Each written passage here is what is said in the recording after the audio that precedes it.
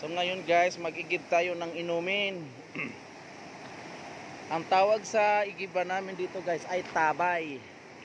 Kasi nga wala pa kaming, nasira yung rampam namin, wala kaming gripo, walang, yung puso naman, yung jetmatic nasisira. So ang nakasanayan talaga namin dito guys ay tabay. Yung baga, gagawa lang kami ng hukay sa gilid ng ilog. Pero yung may ano yun, may kung tawagin ay ano, agos ang tawag nito, may kung sa Bisaya pa ay ano, may ano yun, may tubod. May tubod galing sa ilalim. Kumbaga ang tubig na galing sa ilalim ay nafi-filter ng mga buhangin, bato at ganyan. Kaya pang lumabas yan sa tabay ay malinis na, kumbaga. Di katulad dito sa ilog na to, medyo marumi pa yan. Pero itong tabay na to guys, ayan, ito yung ginawa nila matagal na. Ayan o, nakita nyo ba yung malamig siya guys, malamig o. Iba ang lamig niya. Kasi nga galing siya sa ilalim.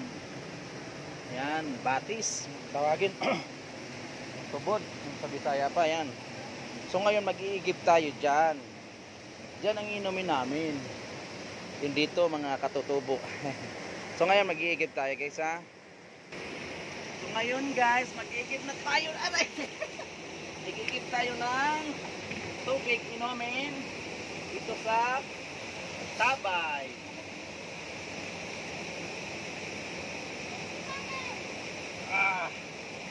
Yan, ang lamig talaga, iba ang lamig dito. Yan o. Yan. Hugasan natin. Yan, iniigib namin. Hugasan natin. Yan. Para masasabi yung inumin talaga namin to, iinumin ko ha. Yan.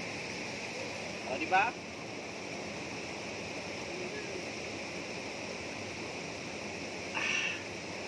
So refreshing. Ito yung tabay namin. Sarap. Mamaya na. Yan, pupunin namin ito. Ganyan. Mano-mano kung kami ay mag-iigib. Ito yung nakasanayan namin guys. Yan. Pero pag nabaha to, pag nabaha siya, mawawala to. Ma-wash out, tapos gagawin namin, gagawa kami ulit ng ano, tabay kung saan yung ano, may tubod. Yan. Matagal niya ito mapuno, ang dami lumok. Sa'yo, huwag magpato anak. Yan, dito. Yung, puno na. 1-0, huwag sa'yo, inumin natin yan, huwag. Ito naman. Ang lagyan na madumi. Ito naman guys.